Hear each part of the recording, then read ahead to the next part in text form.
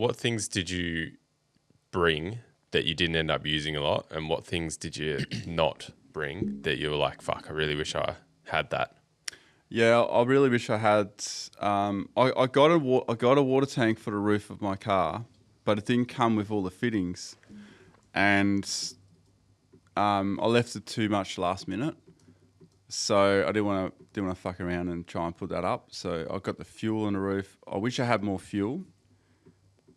I had to give one of my Jerrys to the Troopy, so the Bloopy, so he could make it. So would I have more fuel? Would I have more water?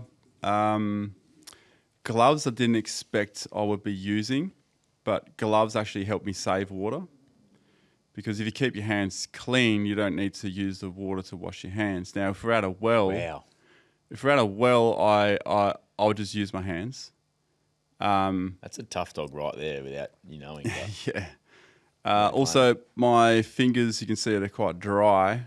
Oh, they're still dry. Actually cracked here. They're quite painful when they crack there, by the way. So it's like my hands went back to my old construction days, like the steel fixing days. Just all started cracking and stuff. My lips started cracking, which is pretty normal for desert travel. In the first week, you'll generally get that. It's like your body's adapting to it. But to save water, if you bring gloves, and especially the cold mornings, you can use your hands a bit better. Yeah. Also, collecting firewood, things like that.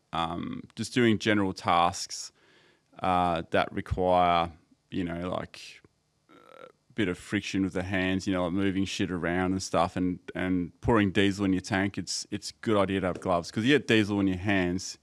It takes a fair bit of soap and water to get it off. Yep. So gloves, 100%. I'm glad I brought a few gloves. I didn't expect you to say that when Jaden asked this question.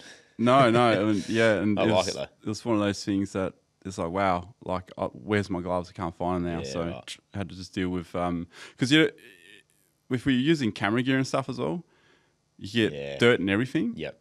And then all of a sudden you're trying to get a lens cloth, and then it's like it's a dirty lens cloth because you touched it, and Gloves.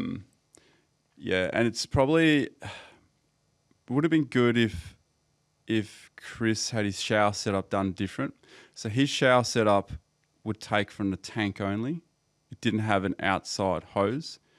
I remember doing that to my 79. I had an outside hose. I could do a switcher. So I could use a bucket of water, or I could take from the water tank. Because you take from the water tank, that should be your clean drinking water. And then the other one is a method of using any water anywhere to wash yourself. Yeah. Because if the water has bacteria in it, you can wash yourself, but you can't drink it. Yeah. Unless you boil it. So we relied too much on the wells because the information we had said that some of the wells in particular had really good water.